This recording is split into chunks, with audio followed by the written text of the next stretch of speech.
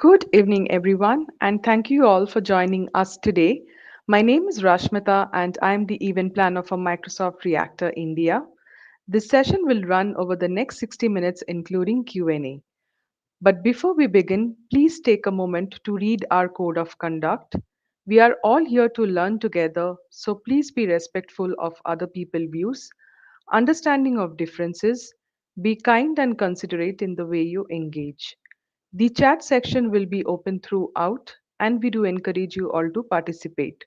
So please feel free to drop all your questions in the chat section. I would now like to welcome Saurav, our speaker for today's session. Saurav is a cloud solution architect at Microsoft and is passionate about contributing to the community through tech sessions. He is also a researcher and a hackathon enthusiast. But for now, I will hand over to Saurav to begin the session. Let me bring him into the stream. Hi There you Rashmita, go. Hi Saurav, how are you? doing good. How are you? I'm I'm doing so good. excited to be on this platform back. Awesome. Me too. Me too. I mean, absolutely. We are starting with a new series, and I'll not speak. Of course, Saurav will give you more in depth detail about the new series that he's going to start with Reactor. And I'm super, super excited. Thank you so much, Saurav. The stage is all yours, and that's your presentation up. I'll be at the backstage. Thank you. Thanks, Rashmita. Hello, everyone. We are back. I'm back again on the Reactor platform, but with a new series. And guess what? This is gonna be the AZ104. I'm super excited to launch the new bootcamp series for AZ104 for people who are just starting off, for people who are on Azure or any cloud. It's all for you to get skilled up, get certified, and own yourself. Without further ado, just let's quickly get started. 1 minute. So, as already Rashmita shared, I'll not go into the details of it, but I'll just quickly introduce myself. My name is Sourav Bera, and I am a cloud solution architect at Microsoft, very enthusiastic towards the communities. And I do learn a lot of things. I do also love to share equally. And that's where feel free to catch up with me on LinkedIn. Would love to see what you are doing. Well, as already said, there's no barrier to anyone who's joining up over here, joining me with the bootcamp series. And I'm super excited to onboard every one of you, get yourself skilled and get yourself certified. As already said, there's no prerequisites as such for you to get started with this bootcamp. So we'll start off right from the beginning and then we'll gradually overhead towards advanced concepts. So stay in tune with me, and I'm super excited to start off. So okay, now AC104, right? Azure Administrator Certified Associate. So what are something that will cover as a part of this bootcamp? So just to give you a quick idea, we'll talk about identity and governance in today's session, but not that. We'll also cover storage, talk about compute, we'll talk about networking, the network security, and we'll also talk about something that's very important, backup on cloud, as in Azure as well. So I'm so excited to talk about, and get started and share my learnings with you and see how much can we go ahead together, learning as well as get us certified. But before that, you are pretty sure. I'm pretty sure that you have gone through the title of this event. Well, what is identity and access? What is governance, and why do organizations requires this?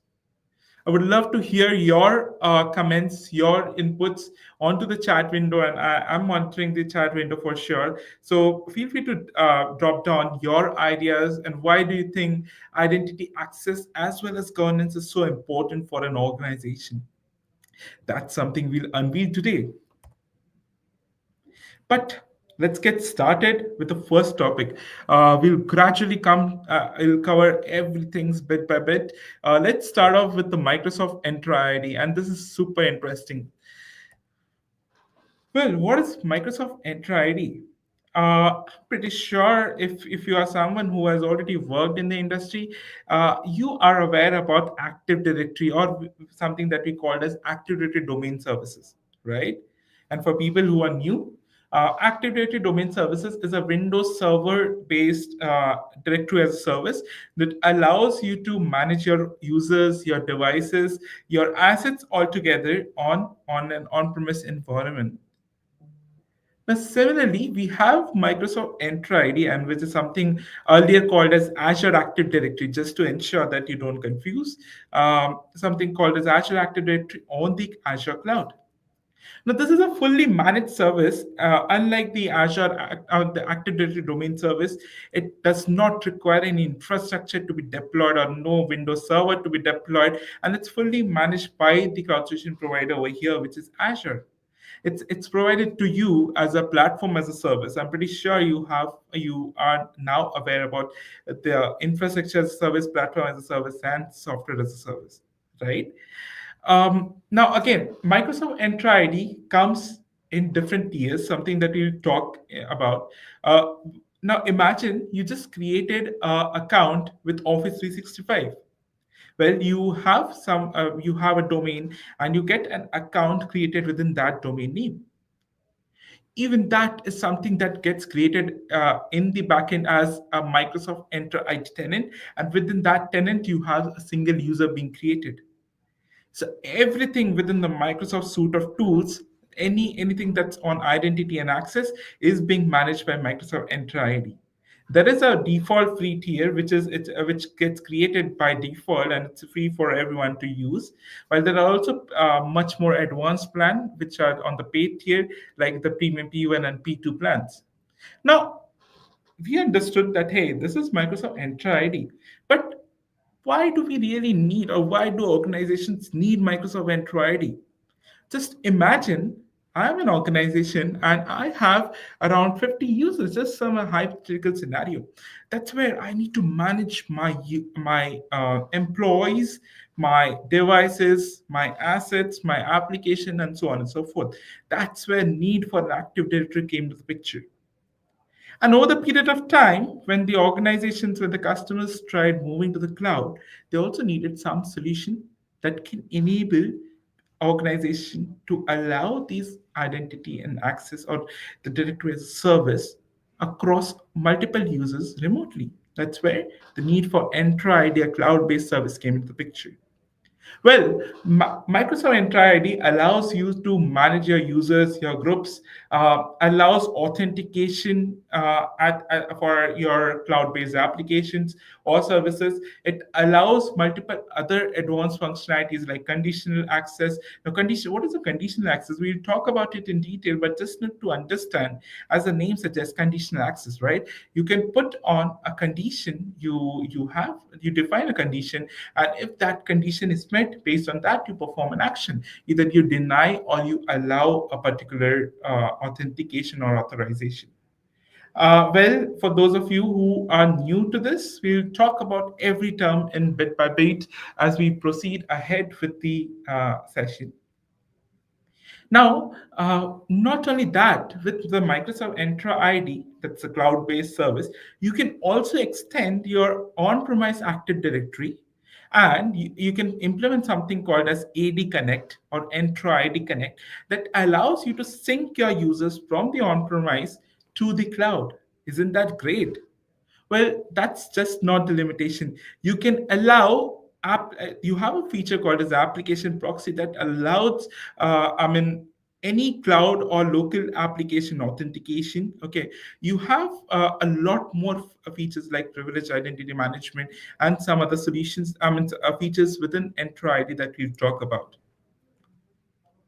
Now, just to break the ice, Microsoft Entra ID is the largest multi-tenant identity as a service that exists. So that's where let's draw a quick comparison of Microsoft Entra ID with the Active Directory domain services. Well, a lot of people do confuse with the Entra ID and Active Directory domain services. They tend to compare Entra ID with the Active Directory domain services, and that's where, though it serves a similar use case, there are subtle differences between the two that we need to understand. Well, when you talk about the infrastructure, as already said, you really, since it's Microsoft Entra is something that is completely managed by the cloud solution provider, that is Azure in this scenario, you really don't require any infrastructure. Whereas in compared to Active Directory, it is something that gets deployed on a Windows server, right? Even when you talk about Microsoft Entra ID, it's a fully managed service. So you really don't need to think about the hierarchy, the other factors. You just need to provide your configurations, your users, and that's where something, everything gets set up for you. Now, again, when the cloud evolved into the market, there was a need for, more advanced authentication. While Active Directory Domain Services allows you for Kubernetes-based authentication, which is a more primitive authentication method, Microsoft Entra ID allows for SAML, OAuth, OpenID Connect, and a lot more, advanced features. It even allows federated-based authentication as well for external, external authentication like Facebook and much more. Facebook-based authentication. Um, okay, even when you talk about Entra ID, so just think about the Active Directory domain services. You see this diagram over here, right? Now this works on a directory as a service. So this has a hierarchical flow. You have organizational units, you have GPUs, and within that organizational units, you would ideally have the users, systems, and devices.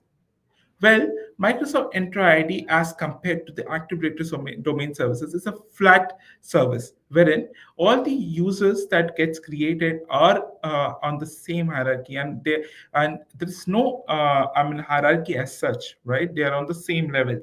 That allows you to maintain your users in a different fashion.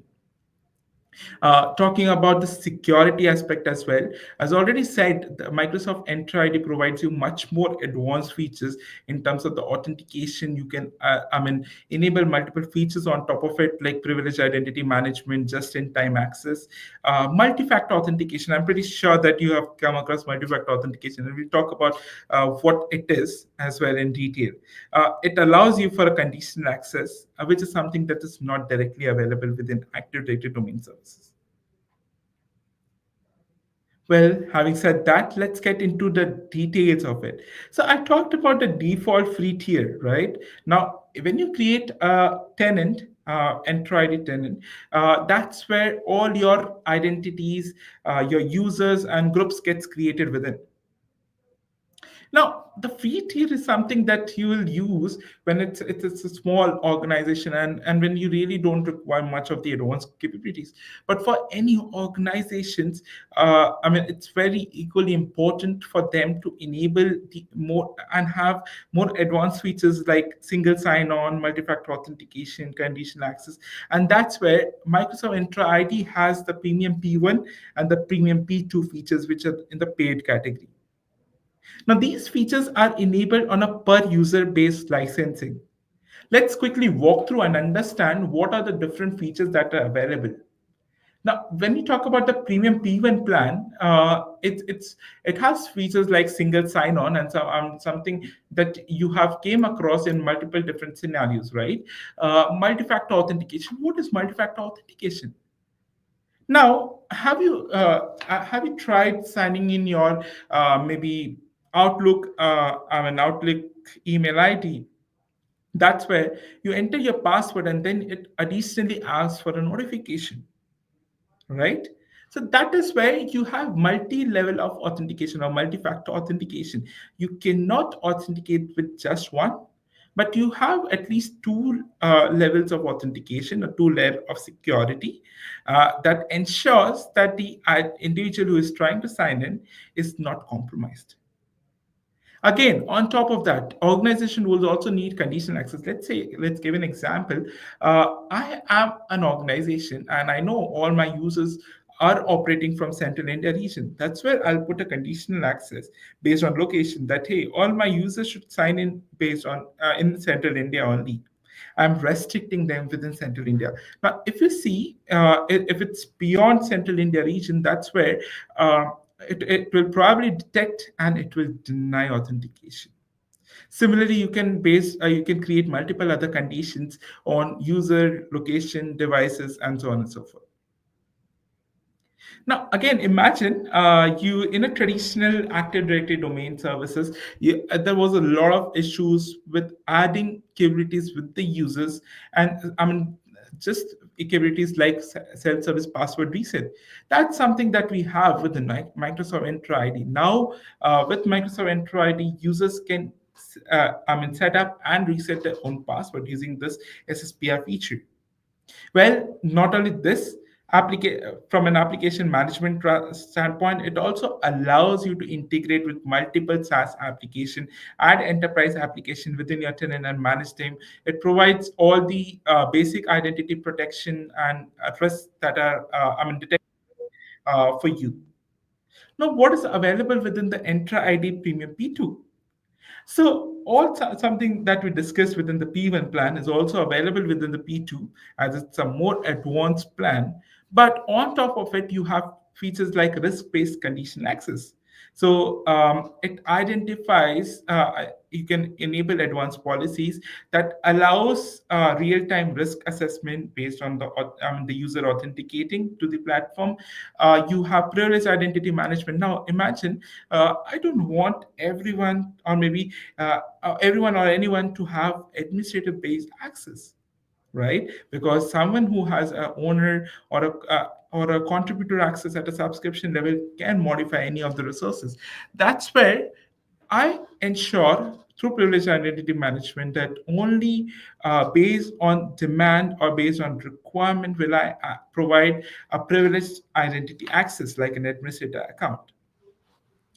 Now, identity protection, okay, it has advanced threat detection and automated response capabilities that enables you to have identity protection. You have access reviews, which is something that's again required by organization, and you have Azure AD identity and governance. Okay, you can enable comprehensive governance. You can manage your identities. You can enable Azure policies and so on and so forth. Now, well, we understood that, hey, this is what Microsoft Entra ID does. But let's get hands on. Let's understand how do we create and manage users' accounts within my Entra ID. Now, before we get into the labs, we first want to understand what are the different user accounts that we create within our Entra ID tenant. The first type is a cloud identity. Now, a cloud identity is something that is created and is managed only in the Entra ID tenant. So basically, you can you can create an user. You can also invite any external user from some other tenant to your tenant, and this is called as an external user. Okay, and you can manage and the entire life cycle of that user within the cloud Entra tenant itself. Now, you also something you have as a directory synchronized identity, right? Which is more like having an on-premise setup, Active Directory setup, and you want to synchronize your users to the cloud. That's where you enable users to not only access on-premise environment, but also allow them to access resources on the cloud. Isn't that interesting? Yes, it is, and that's possible through the Entra ID Connect. And as already said, the guest user is the third category, wherein you can invite guest users, from some other tenant to collaborate and work, with you. Now, imagine a situation. Okay, if I am an organization, Contoso, and I'm partnering with some other some other organization like. A federation or something like that, some XYZ name. Okay, I can invite people from there as well and just allow the limited access that is required based on the needs to ensure that we can collaborate between organizations as well, right? And there's something that's very important. Well, enough of theory. Let's get into the hands on, and that's where we will understand how to create a user, how to create groups, and invite external users on your intro ID. Okay, I'm switching back to my Azure portal, and I'll just quickly go to the home. So if you want to, for those of you who are new to Azure portal, you just need to type in portal.azure.com, and that's where the Azure portal opens for you. Well, the first thing that I want to do is to identify and go to my intro ID. But that's where I have in my dummy environment, I have a tenant called as Contoso, which is my tenant. Now, if you see the tenant details, the tenant ID, the primary domain, and everything is listed down over here. Well, I am interested to create users. So if you see within the manage section, you have a lot of other lot of features that are available, but we are interested onto creating a new user. That's why I click on this users, and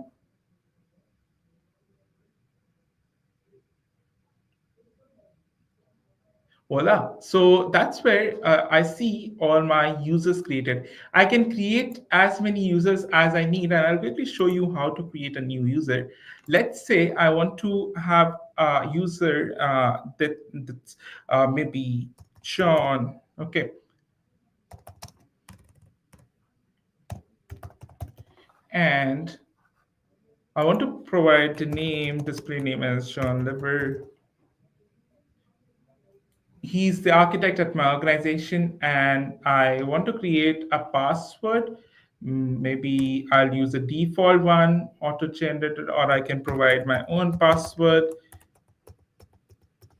Now I want John to reset his password once he creates once he signs in, and I'll then provide the other details like the first name, the last name, and every other detail that's required. The title would be Cloud Solution Architect and something like that.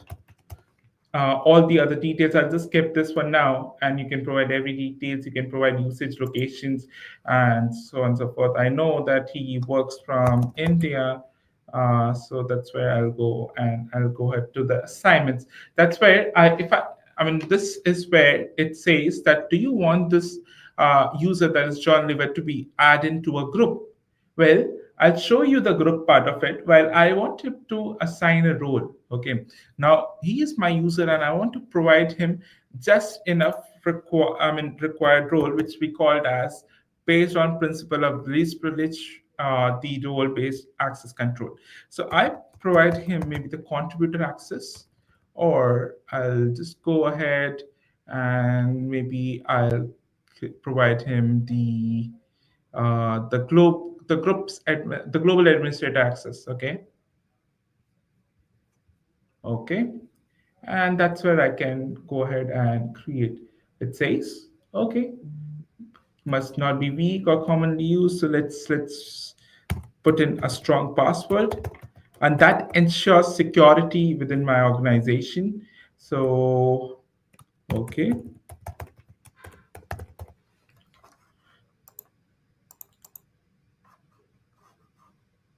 Okay, it seems I have to put a very strong password, and let's put in some extra characters to ensure that it is strong, and that's where I can now create my user. Yeah. Well, that's this pretty simple step to creating a user on your intro ID. Now, once you have created a user, I'll quickly refresh the screen to ensure that the new user loads up.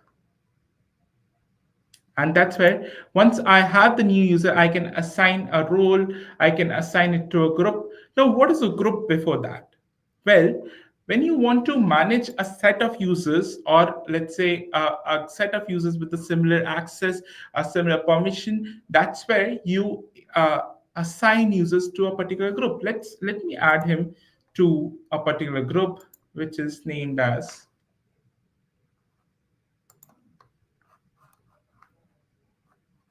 Let me create a group first.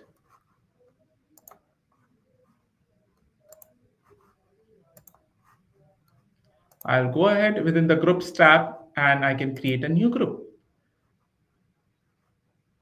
Now, okay, the groups could be either a security or a M365 or a Microsoft 365 based group. When it's Azure, ideally I'll select a security group and I'll give it a name as Azure Cloud Department.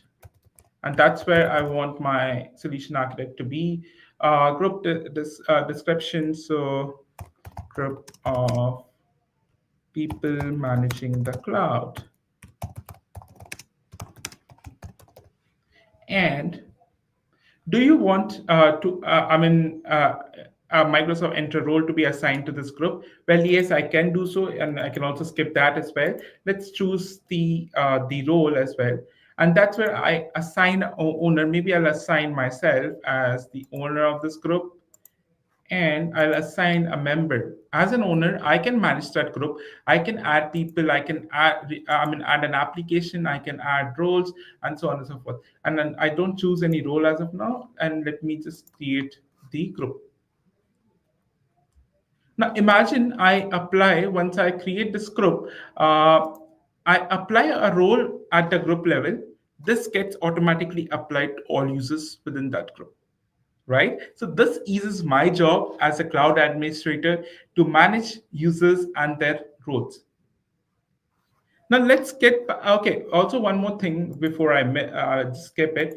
I How can we invite external users? Now imagine there is a B2B scenario wherein I want to invite a user from some other organization to collaborate with me. That's where I can invite people from a different organization. Let me use my own email ID. Okay, and I'll give it a name. This is just tummy mail ID. And if I want to give you give a message, you are invited. And if I want to put a CC recipient, and then finally I'll provide the details of it. These are something that, and while you create a user you would do it, but I can skip it for now. I'll go to the assignments, and maybe if I want to assign it a role or if I want to add it to a group. Currently I don't want to do it. I just want to invite that user, and that's where once I complete the invite, it should trigger an email to that particular recipient, and he should be able to get that request to join my Enter ID tenant as a user, as an external user, and then probably based on the roles that I assign to him, he would be able to access the resources in my organization. That's interesting, right? So I can also invite people beyond my organization to collaborate if as and when required. Okay, now let's get back to the slides, and that's where we'll talk about the next thing. Well, we talked about the Enter ID, managing users and group. What beyond that? So that's where we have the subscriptions. Do we really understand what is a subscription on Azure? Let's uncover this. Now, what is a subscription? Well, if you see the diagram, if you on cloud or on Azure, you have something called as a billing account. That's top on the hierarchy. Okay, and then you have multiple. You can have more than one billing accounts, and you can have multiple subscriptions within that billing account. A subscription is nothing but a logical isolation or a logical segmentation that holds a lot of resources that share a common workload type, or maybe are resources that are running for a certain application. Something like that. So it's just a logical, container for your resources on the cloud. Well, there are a few things that you should know about subscription. Well, a subscription has, all the billings consolidates for individual resources consolidates at the subscription level. So when you get the invoice, you ideally get the invoice at the subscription level or at a billing account level.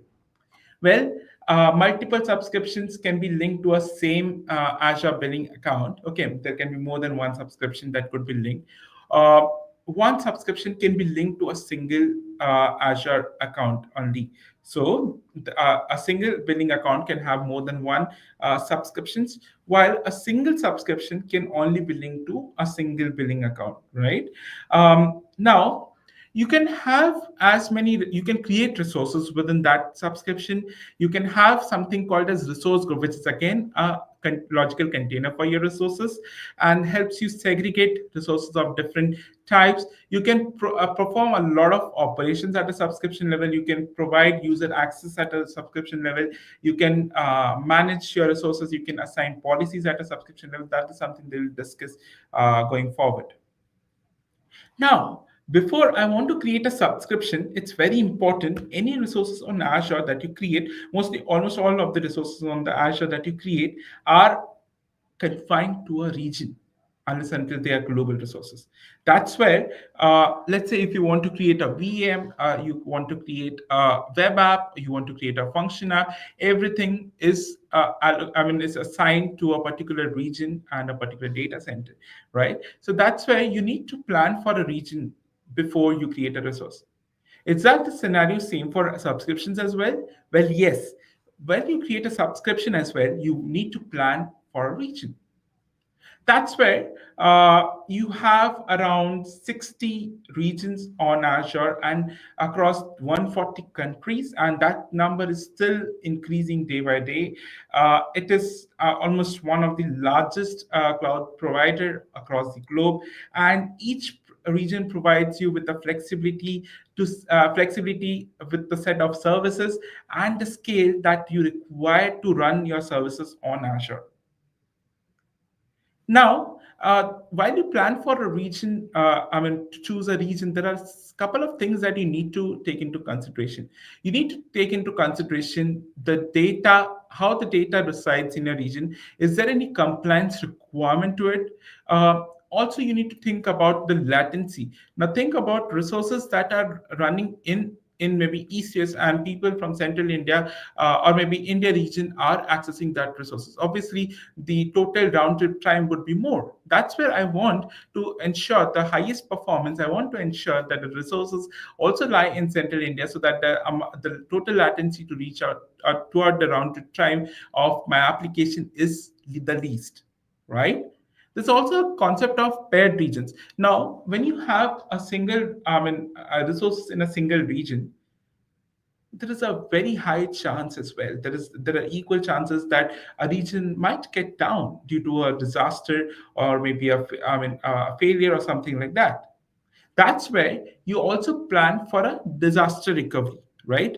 And I'm not going into the details of it, but you need to plan for disaster recovery, and that's where you need to plan a disaster recovery in a different region. Again, a question comes: how do you plan for the second region? That's where you need to there's something called as paired regions in Azure. Okay, so each region is paired with the another region, and there are multiple decision factors. Why should you consider a paired region for a single region to plan for your secondary setup of your workloads? Well, the paired regions are, ensures that the total communication time between the resources is the least. You can easily, it allows regional replication of data for multiple services like storage account and multiple other services as well, for including databases and backups as well.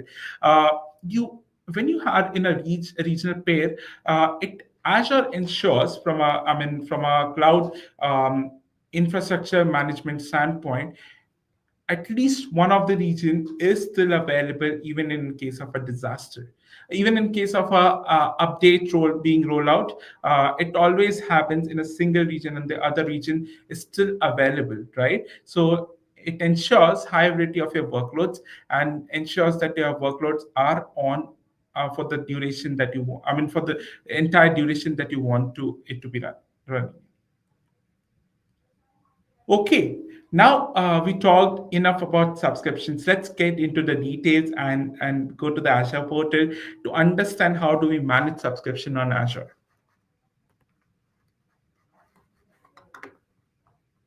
So heading back to my Azure portal, If you see over here, I'll just quickly go to the home, and that's where I have something called as subscriptions over here.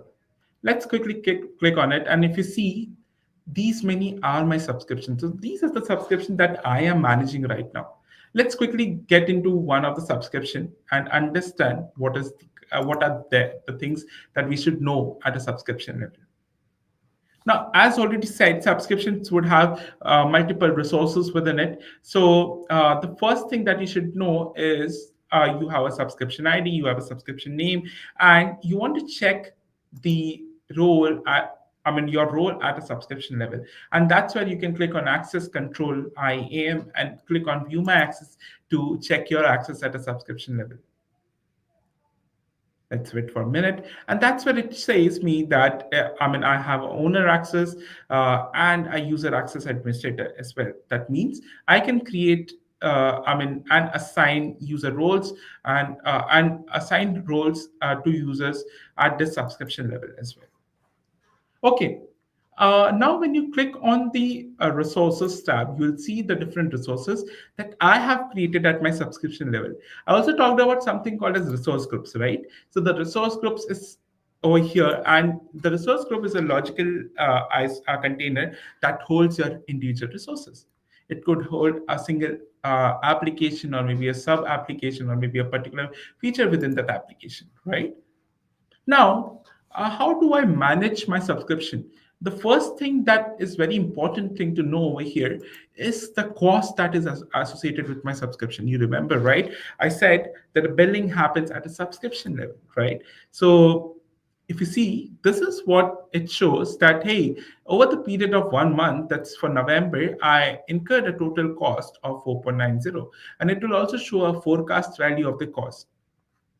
Now it's a pretty new environment, and that's why you see the cost is very low. But if you see onto the more details, you will see the cost by different services, by different service names, and what is the total cost, the cost by location, the cost by resource group. Isn't that really helpful for me to manage my cost? And now understand how my cost is going. If even if you want to have a more breakup, you can go to column stack and then call granularity as daily, and maybe group by resources, and that's where it should show you the individual breakup by different resources, right? Interesting enough. But coming back to the point, I'll quickly refresh this and maybe remove the filters. Now, as an organization, it's very important for me to understand and manage my cost, right? Now, how do I set up a threshold for my cost? That's where I have something called as budgets. So, as an administrator of my subscription, I'll set up a budget for my Azure subscription. So, Azure budget FY25, maybe for the fiscal year 25. And this budget is resets every month. I set a budget of, the expiration date is for 2026. Let me make it to 2025. And maybe what is the budget amount? So I want to set up a budget amount of $900. This is what I understand is the maximum spending capacity for me. And I want to get alerts when, or I want to send an alert when I achieve 90% of the total budget. Okay.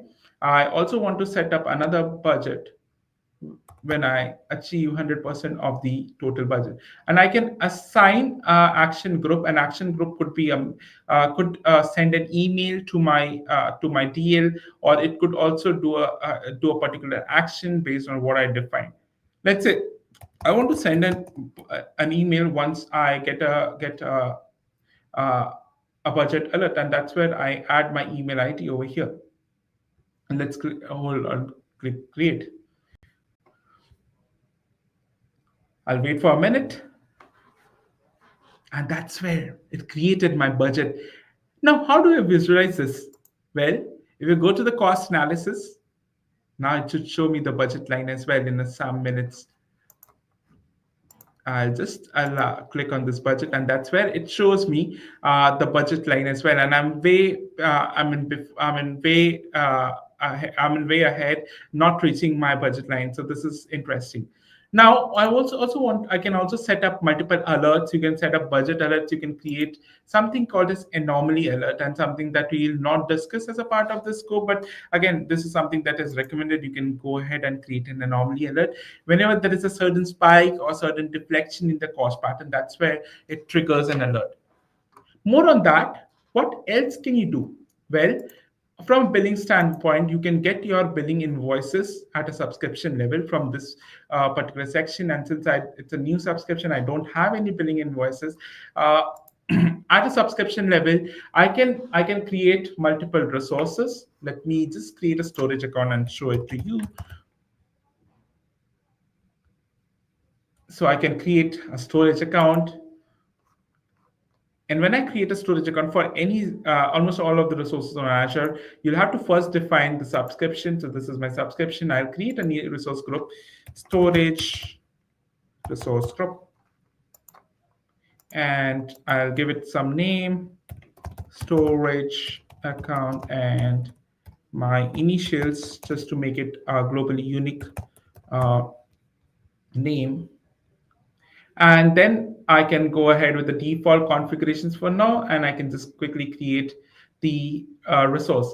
Also, one more important thing to know over here is when you create a subscription, I mean, for any, when you create a resource, for any resource, you have something called as tags. Okay, you can create tags at a resource group level. You can create tags at a subscription level. You can also create tags at a resource level. These tags are nothing but a metadata which helps you identify your resources easily.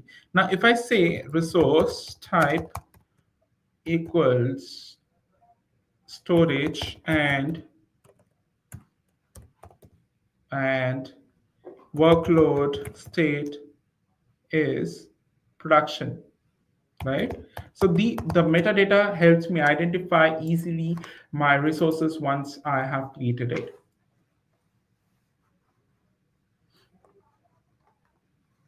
And I can go ahead and create my resource.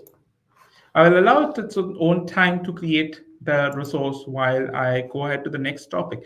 Well, once I create my storage, once I create my subscription, within subscription, you have something also called as advisor. Now, advisor is a very intelligent tool. Let me just type in advisor over here. Okay, if not, I can quickly go to the global search bar and type in advisor.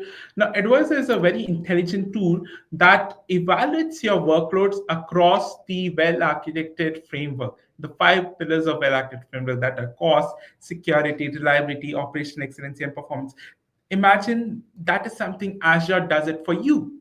Well, you really don't have to go ahead and you don't have to evaluate your workloads individually. So I'll just choose my subscription, which I am interested in, and I'll click upon apply. And that's where it says from a cost standpoint, I have a 100% score. Security is 100% score, and reliability, if you see, 33%. So let's quickly check on the different recommendations. So if you see, these are the recommendations that Azure is prescribing or suggesting it me to implement in order to make my reliability posture improved. So again, these cost scores are really something that an organization look upon, and you can work upon it. From a cost standpoint, it also suggests me purchasing a savings plan, which is something a more advanced topic. We'll talk about it in later. Okay. Now, going back to my slides, what's the next topic? Well, we talked about subscription, right? Now, you remember, right? I talked about the roles. And that's where the concept of role-based access control comes into the Azure environment. Now, imagine me as an organization has a lot of many resources, right? And I really don't want everyone, each and every users or employees within my organization to access every resources. And that's where I can use role-based access control to limit or authorize a certain user to a certain resource as per the need of the business, right? So role-based access control on Azure allows you to create roles and create and assign roles to individual users, and roles can be created at different levels. So if you see, at an Active Directory or Enter ID tenant level. You can assign roles at a root level, root management group. A management group is a further container or a segmentation on top of the subscription. So you can have a root management group. You can assign roles at a root management group level. You can assign roles at a subscription level. You can assign roles at a resources level and resource group level as well. So these rules, okay. Now, when you talk about role-based access control on Azure, these are very fine-grained roles. You can have a privileged roles as well, which is like owner, contributor, reader, user access administrator. You have also very fine-grained role-based access control on Azure for each and every services. Just let give you an example. Storage reader does only have permission to read the data within the storage account. A storage contributor would have only permission to read, modify, as well as create containers at a storage account level, and so on and so forth. Right. So roles are something that really is important to manage and govern your authorization to Azure resources. Let's get hands on and ensure that we understand how role based access control on Azure works. What are the different built in RBAC roles? What are service principles? What is, how can we list our own roles? How can we modify them? How can we view the different changes in the roles through activity logs? Okay, switching back to my Azure portal. So again, coming back, the first thing that I want you to understand, once I go to my subscription level, you remember, right? I showed you that access control IAM. Now, if I, as an user, I have a user over here. This is my user account on the top right, and this is my user account. I want to understand what is the permission that I am being assigned at my subscription level. That's where I can use this view my access to view my access to check access for myself. If you want to check the access level for a user group or maybe a service principal at a particular subscription level, you can use this check access permission. Now, before that, again, these are the different okay, you want to also see as an administrator, you want to understand what are the different roles assigned to different users or service principals within my Azure account. Now for you to understand what is a service principal, now you have users which can map to a physical physical resource in my organization, right? A service principal can be used for a variety of purpose. It can be used for accessing a resource by some other resource.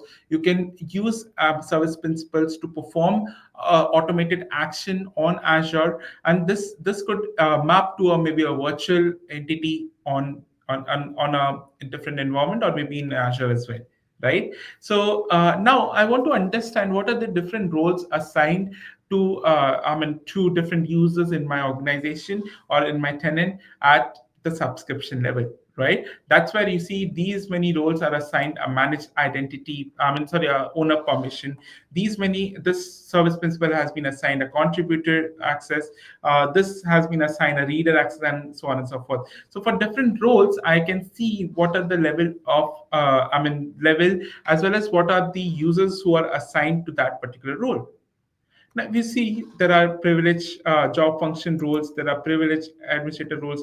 Ideally, an owner, contributor, or a user access administrators are something that comes under the privileged administrator roles. Now, if you want to also see the exhaustive list of roles that are available on Azure at a subscription level, this is where you can see the different roles. Now, as already said, you have owner, contributor, reader, ACR delete, ACR pull, ACR push, and so on and so forth. Okay, multiple service level, um, uh, I mean, uh, fine-grained roles that you can readily use to manage your users' access at a fine-grained and need basis level. That is something that we call as principle of least privilege, right?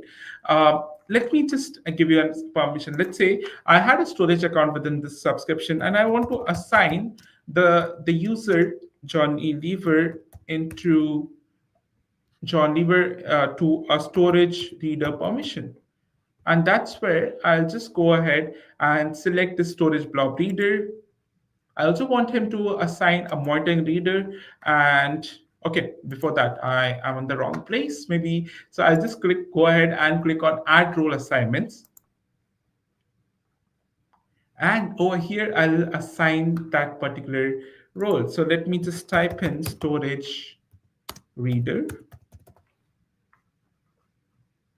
and I'll select a particular role that I want to assign to. Okay, and I'll click on next.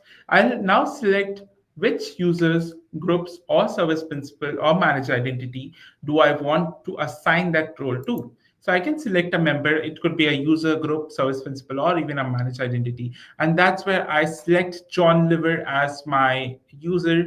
I'll click on select, and I intend to select John Levitt to be for this particular role.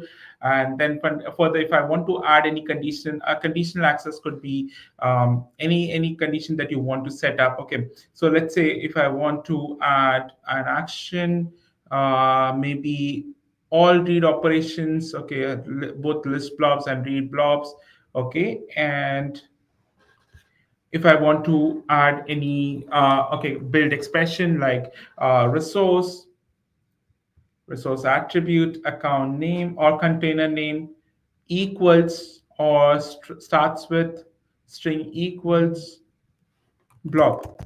Now he would have only reader permission, okay, for resource or a container name which has a name equal to blob. Okay. Now these sort of condition is something that I can add on top of it. I can click on save, and if you see, this is an additional condition that I applied for role access to John Liver. Further, I can keep things simple as well. I can select as I am in type. I'll go by default. For the duration, I want to assign this particular assignment. I have something called as privilege identity management for more administrative access, and then I'll click and assign the role. Isn't that straightforward? Well, this is something that we talked about the role assignment. Let's also identify how do we create a service principal on Azure. Okay, now if you see on the role assignment, you would be able to see the new assignment as well. Okay, that's where you see my new user has been added to a storage blob data reader with the condition. Again, these are the exhaustive list of roles that you can go through. There are classic administrator roles, which is something that is getting retired. So probably you should not use that role. One important thing that I want to cover as well. Let's say I want to, as an administrator, I want to understand what are the level of role changes that had happened at my Azure level, right? That's where I can go to this activity log, and I want to see the different activities that had happened in my subscription level.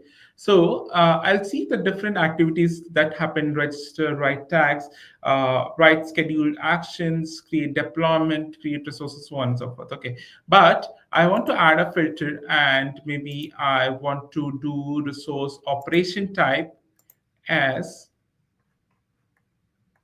role assignment. Where do I find that? Create a service. Let me just type in roles. Yeah. Get role, delete role, or write role, scheduled request. Couple of things I can do, right? So you can use these filters to check what sort of an activity has been performed at your subscription level, so on and so forth. Again, it's very important for you as an administrator to understand and have a check of what are the different activities that have been at your subscription level. Filter out things and take control of your subscription. Okay, in the interest of time, I'll just quickly revert back to my slides and let's talk about the next interesting topic. Now, we talked about subscriptions, right? What are Azure policies? Well, Now, do you understand? I mean, the term governance comes from the word of governance at a country, governance at a state, and so on and so forth, right? Uh, Now, what does governance mean on Azure, and what is Azure policy? Well, Azure policies can be understood as rules that you set up at a subscription level or in your Azure environment at different scopes.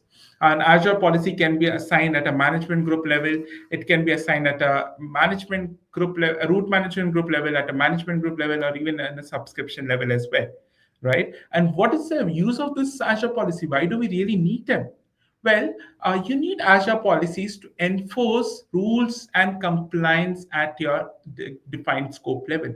And what could be these rules? Well, if I'm an organization, I want to ensure that none of my users direct have administrative acts as administrative role. Okay, or I want to enforce that any resource that gets created on Azure should always have the defined tags. That is a set of rules that I can create, and there's no limitation to it. You can define as many rules and or maybe as many Azure policies as possible.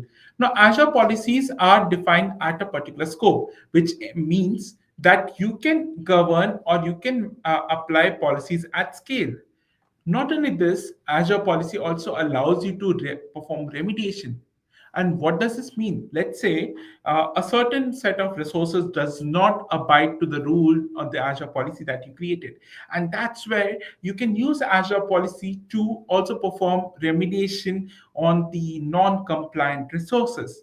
Azure policy has a defined, set of tools that helps you to identify the non-compliant as well as compliant set of resources. And for sure, it allows you to exercise governance at scale. For your Azure workloads. Let's break into Azure policies and understand it in full breadth.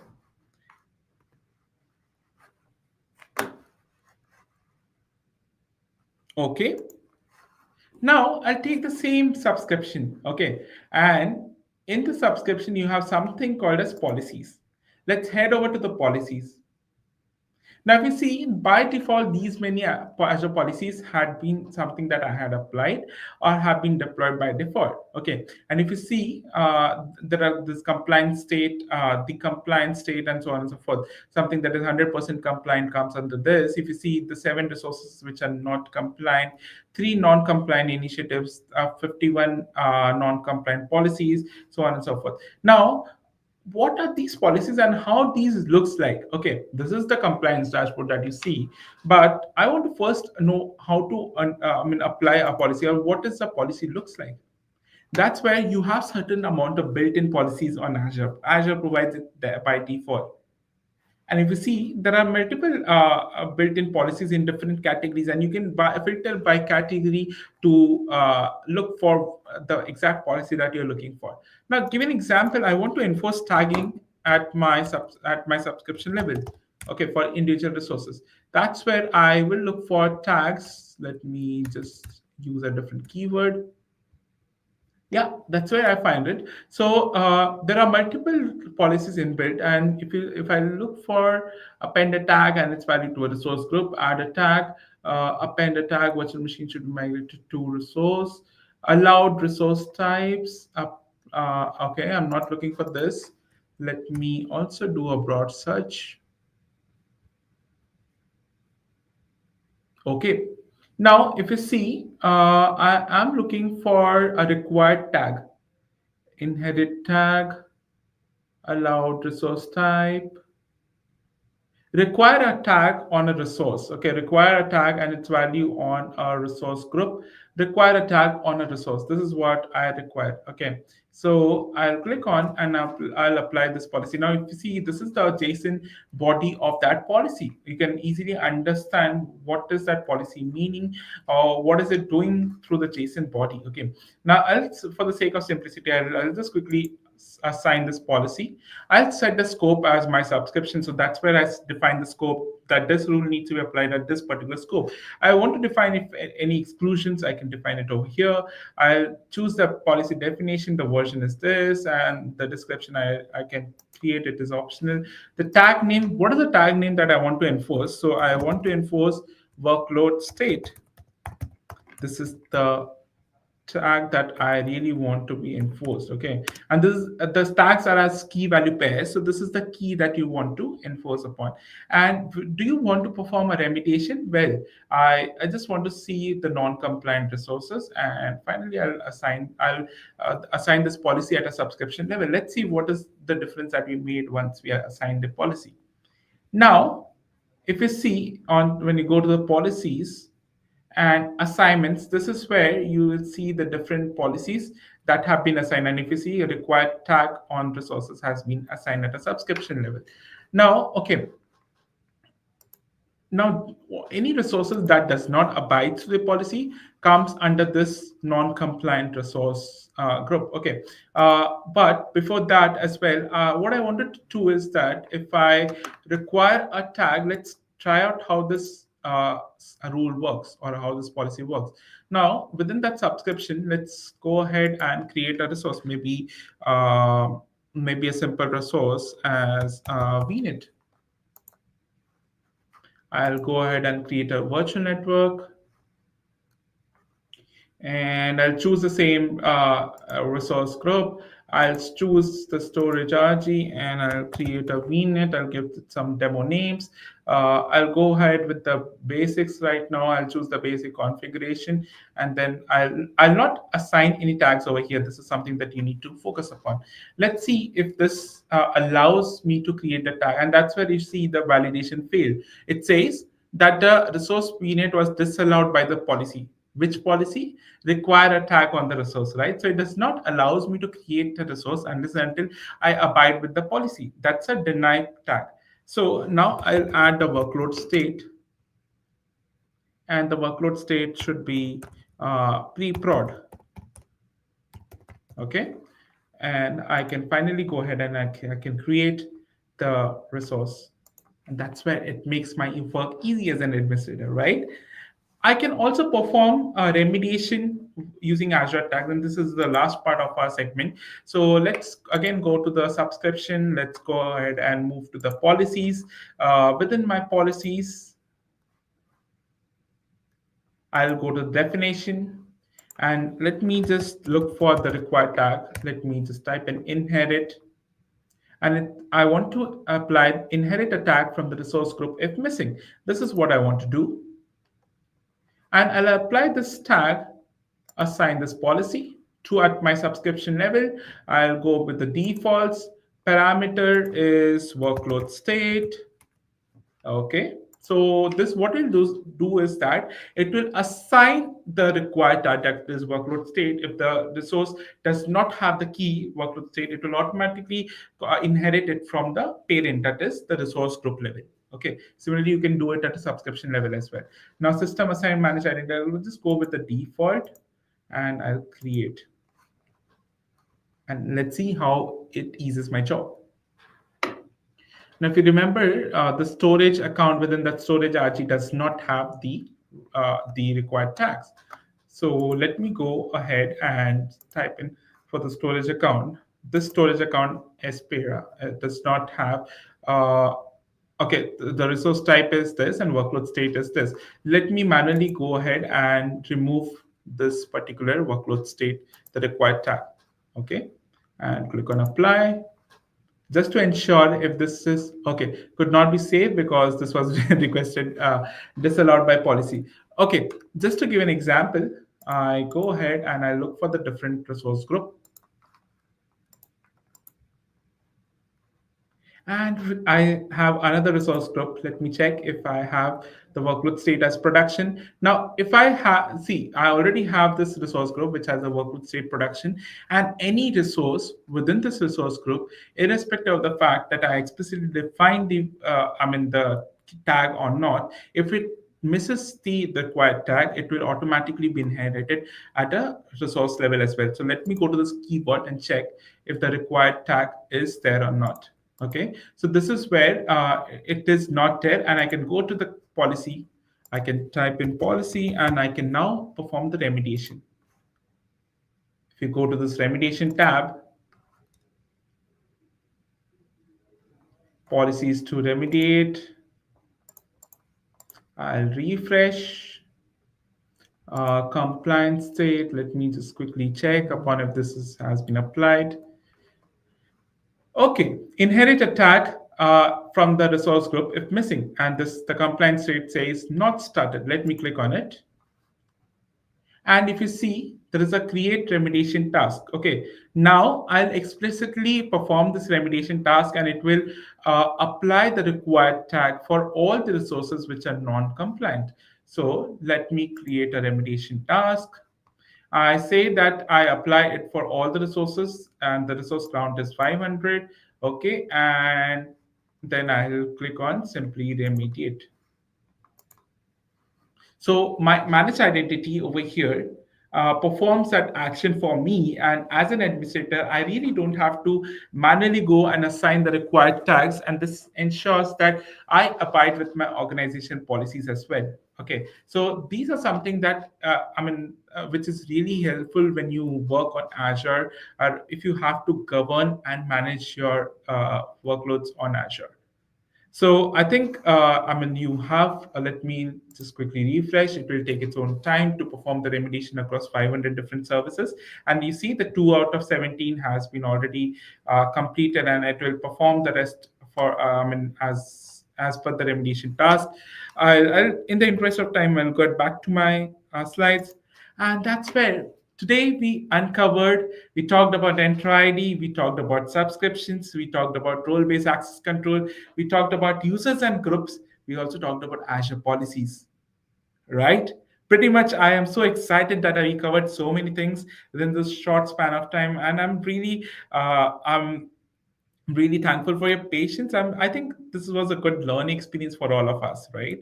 So that's where stay connected with me. Feel free to connect with me on LinkedIn, and I'm super active there.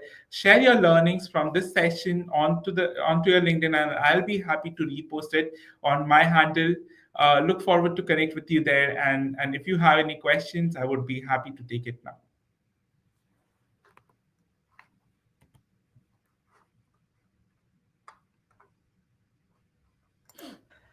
Thanks, Saurav. At the moment, I don't see any questions. But, folks, if you have questions later after watching this session, please feel free to reach out to Saurav. His social handles are already up in the comment section. Reach out to him, even if you don't have any questions pertaining to today's session, but you wanted to ask about anything like related to today's topic. Please feel free to reach out to him. Thank you so much, Saurav, for hosting this session, and thank you all for joining us today. Please visit Microsoft Reactor website for more upcoming sessions. Also, we would appreciate your feedback on today's session as it will help us to curate future session. Please scan the QR code and do share your feedback. Today's event ID is 24308. Yeah, thank you all once again and enjoy the rest of your day. Thank you so much.